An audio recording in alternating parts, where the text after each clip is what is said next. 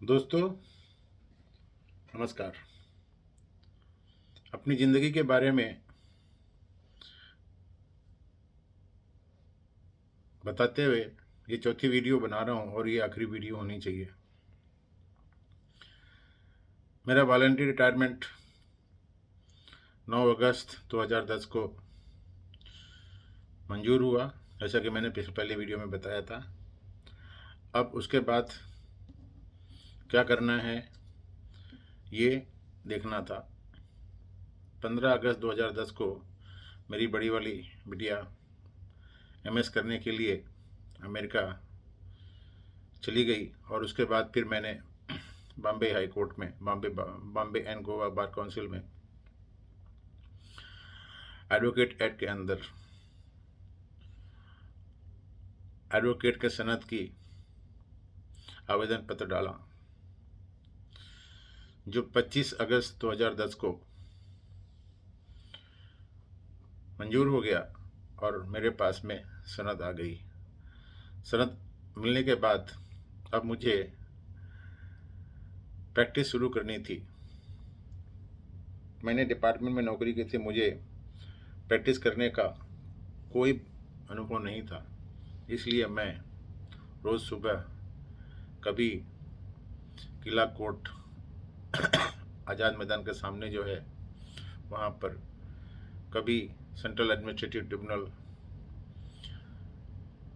कभी Bombay high court और कभी सिस्टट पीडी मेलो रोड पर है वहाँ जाया करता था। इस तरीके से मॉर्निंग से इवनिंग तक बैठ कर के वहाँ पर हर मुकदमे की बहस सुनता था, जुडिशियल ऑफिसर्स के ऑब्जर्वेशंस और तौर तरीके ऑब्जर्व करता था। कुछ दिनों के बाद मुझे एहसास हुआ कि हाई कोर्ट में ही बैठना ज़रूरी है, इसलिए मैं बॉम्बे हाई कोर्ट के 13 कोर्ट नंबर में बैठा करता था, जहाँ पर खानविलकर साहब और पीटी कोडे साहब बैठते थे। सबसे लास्ट बेंच में बैठ कर के सुबह से शाम तक क्रिमिनल प्रिवेंटिव डिटेंशन की हियरिंग सुनता था। कभी कभी चीफ जस्टिस उस समय जो थे मोहित शाह, उनके कोर्ट में भी जाके बैठा करता था। ऐसा करते करते अक्टूबर बीत गया, सितंबर का पूरा महीना और अक्टूबर का पूरा महीना बीत गया। मैं सुबह चला जाता था, शाम को 3 या 4 बजे या 5 बजे जब वापस आता था। तब जाकर के एहसास हो गया कि मैं हाई कोर्ट में ही प्रैक्टिस कर सकता हूं, और इसलिए मैंने ऑफिस ढूंढने की कार्यक्रम चालू किया। मेरे पास में कैश में कुछ पैसा था नहीं, और बैंक में भी उतना ही कम पैसा था जितना कि मैं अपनी बड़ी वाली बिटिया या दूसरे बच्चों की पढ़ाई और अपने रोज़गार की, रोज़मर्रा की जो भी ज़रूरतें हैं उनको पूरा कर सकता था। नवंबर के फर्स्ट वीक में मुझे एक ऑफिस मिला, जो ऑफिस नहीं, 2 ऑफिसों के बीच में एक छोटा सा ऑफिस था, जिसका के सिक्योरिटी ही 1.5 लाख रुपया था। 15,000 रुपये पर महीना किराया था, यानी कि मुझे करीब 2 लाख रुपए की ज़रूरत थी, जो कि मेरे एक दोस्त ने बैंक में जाकर निकाल करके दिए, और जिस जगह से मैंने अपना ऑफिस नवंबर के महीने में खोला। कंप्यूटर और एयर कंडीशनर भी खरीदा, जिसको वहाँ पे लगाया, और जब ऑफिस खोल दिया तो वहाँ पर मेरे एक पुराने सहयोगी थे, जिनको साथ में रख लिया। कुछ दिनों के बाद 2-4 कस्टम्स के केस आए। एक कस्टम्स के ऑफिसर्स का केस आया जिसको मुझे सेंट्रल एडमिनिस्ट्रेटिव ट्रिब्यूनल में लड़ना था। जो भी कस्टम में काम किया था, जो भी जो जानते थे, उन लोगों ने मुझे अप्रोच करना शुरू किया। किसी में अपील बनानी पड़ती थी कस्टम के लिए, किसी में ओरिजिनल एप्लीकेशन कैट के लिए बनानी पड़ती थी। प्रैक्टिकली 2010 ऐसे ही निकल गया। कभी कोई क्लाइंट से 5,000 रुपये मिल जाते थे, कभी कोई 10,000 मिल जाते थे। कभी कभी मैं सोचता था कि कहीं गलत तो नहीं मैंने डिसीजन ले लिया, क्योंकि 3 महीने की दौड़ धूप में मुझे ये एहसास हो गया था कि एडवोकेसी भी कोई ऐसा ही सीधा साधा प्रोफेशन नहीं है, इसमें भी काफ़ी कंपटीशन है। और जिनका नाम चल रहा है लोग बाग उन्हीं के पास जाते हैं। अगर आप उस फील्ड में नए हैं तो आपके पास में कोई आता नहीं है। खैर 2011 शुरू हुआ। मेरे पास में एक केस था जिसमें DRI ने एक इम्पोर्टर के कंसाइनमेंट को सीज कर लिया था और उसका मुझे शोकॉज नोटिस का जवाब देना था। मैंने शोकॉज नोटिस का जवाब दिया। केस एजुकेशन के लिए एडिशनल कमिश्नर नवाज शरीफ के पास में गया। मैंने अपनी तरफ से पूरा डिफेंड किया, लेकिन जब ऑर्डर आया तो मुझे समझ में आया कि एडिशनल कमिश्नर या कमिश्नर कभी भी डिपार्टमेंट के या DRI के शोकॉज नोटिस के खिलाफ नहीं जाते हैं। ऐसे ही 2-4 केसेस थे जिसमें कि मैं कमिश्नर अपील नवाज शरीफ के पास में गया। कमिश्नर अपील ने एक दिन मुझे डायरेक्टली समझाया कि सिंह साहब, आप डिपार्टमेंट में रहे हो और हमारा भी ACR चीफ कमिश्नर ही लिखता है, इसलिए हम ज़्यादातर केस में दम होने के बावजूद भी आपके क्लाइंट के फेवर में जजमेंट नहीं देते हैं, क्योंकि हमें भी आगे अपना नौकरी करनी है। यानी कि 2011 के जून तक मुझे ये एहसास हो चुका था कि कस्टम के केसेस में प्रैक्टिस करने का कोई फ़ायदा नहीं है, क्योंकि अगर शोकॉज नोटिस आया है तो एडिशनल कमिश्नर या कमिश्नर उसको उड़ा देगा।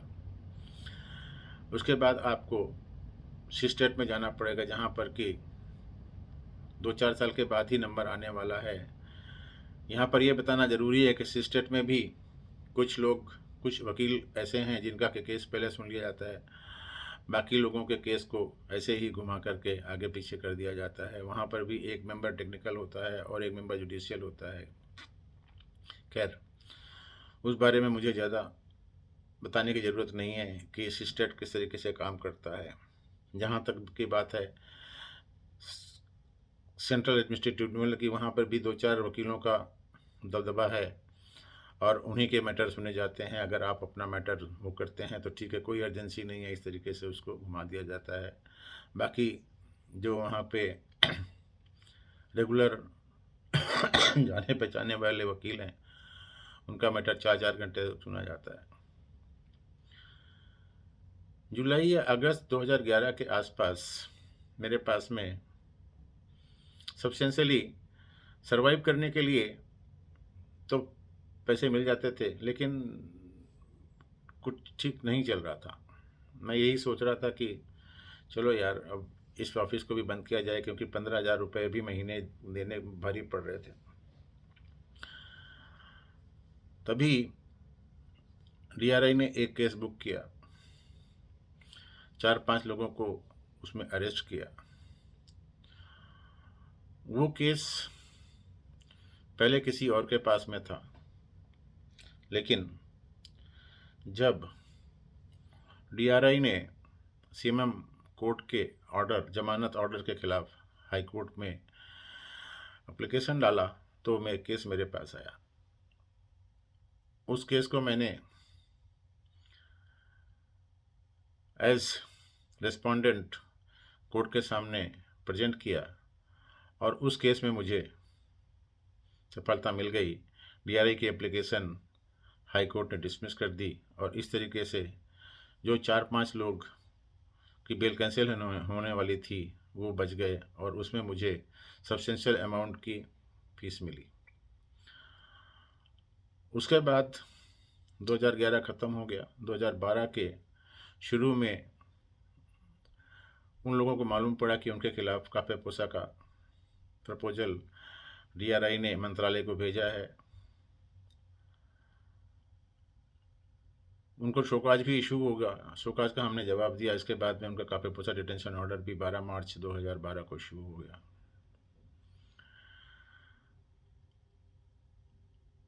अप्रैल के महीने में एक एक्यूज को इन लोगों ने डिटेन कर लिया। वो मैटर मेरे पास में आया, मैंने पटिशन बनाया और हाई कोर्ट में फाइल किया। यहाँ ये बताना ज़रूरी है कि हाई कोर्ट में जब डिटेंशन मैटर होते हैं और आप उसको फाइल करते हैं तो झट से उसकी डेट पड़ जाती है और आप उसमें जो भी कहना है कह सकते हो और कोर्ट सामने वाले को नोटिस इशू कर देता है, जिसका कि रिप्लाई नॉर्मली 4 वीक में या 6 वीक में फाइल करना होता है। यही इस केस में हुआ। रिप्लाई फाइल करने के लिए कोर्ट ने टाइम दे दिया।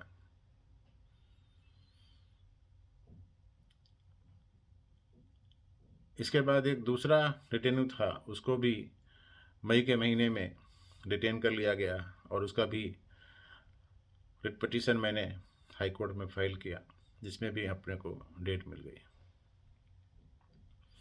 मई की 9 या 10 तारीख के आसपास मैं बिटिया की ग्रेजुएशन सेरेमनी के लिए अमेरिका आ गया। यहाँ पर 10-15 दिन रहा। उसके बाद जब मैं वापस गया तो जून के महीने में जब हाई कोर्ट खुला तो उसकी हियरिंग जब होने को थी, उससे पहले ही पहले वाले एक्यूज़ की वाइफ ने आकर के मेरे से एनओसी ले लिया और उस पटिशन को जाकर किसी और के पास में दे दिया। उस पटिशन की डेट जिस दिन सुनवाई हो रही थी, उस दिन उसके नए वकील ने एडिशनल ग्राउंड लेने का रिक्वेस्ट किया कोर्ट से और कोर्ट ने उस रिक्वेस्ट को ग्रांट कर दिया। और बाद में हाई कोर्ट ने उसके मैटर को और हमारे मैटर को साथ में क्लब कर दिया। इस बीच में एक तीसरा एक्यूज भी डिटेन हो गया, जिसका मैंने पटिशन डाला। इस तरीके से 3 पटिशन एक ही केस में पड़ गए और सारे के सारे एक साथ में टैग कर दिए गए। एक एक्यूज था जो डिटेन नहीं हुआ था, उसने प्री डिटेंशन स्टेज में पटिशन डाला, जो भी हाई कोर्ट में आया और उसको भी टैग कर दिया गया। जुलाई के महीने में उसकी सुनवाई शुरू हुई। पहले वाले केस की करीब 21 दिन सुनवाई चली। उसके बाद दूसरे मैटर में जिसमें मैं एडवोकेट था, मेरी सुनवाई करीब 7 दिन हुई। उसके बाद में तीसरे वाले मैटर के जिसको मैंने फाइल किया था उसकी सुनवाई हुई। खैर वो मैटर तो एक दिन में ही ख़त्म हो गया और उस एक्यूज़ को का डिटेंशन ऑर्डर को ऐस कर दिया गया। ये बात 17 अगस्त के आसपास की है। चौथे एक्यूज़ की भी सुनवाई हुई पर डिटेंशन मैटर की और मामला रिजर्व हुआ। 24 अगस्त को फैसला रखा गया। 24 अगस्त को पहले वाले पटिशन जिसने मेरे पास से पटिशन विड्रॉ किया था उसका पटिशन डिसमिस हुआ। दूसरा वाला पटिशन जो मैंने बनाया था, आर्ग्यू किया था, उसको अपील किया, उसको डिटेन्यू को छोड़ दिया। चौथा वाला जो पटिशन था, जो जेल में नहीं गया था, डिटेन नहीं हुआ था, उसको रिजेक्ट कर दिया। और इस तरीके से उस केस का सफलता के कारण लीगल फील्ड में थोड़ा सा मेरा नाम हुआ। आगे धीरे धीरे धीरे करके पूरी कहानी चलती रही। काफ़ी डिटेंशन मैटर्स मेरे पास में आए, जिनको मैंने हाई कोर्ट में लड़ा। ज़्यादातर मैटर्स में मुझे सफलता ही मिली। या तो हाई कोर्ट से डिटेन्यू को छोड़ा गया या जजरी बोर्ड ने छोड़ा। मैंने सोचा कि यही एक ऐसा फील्ड है जिसके बारे में आप आगे बढ़ सकते हैं।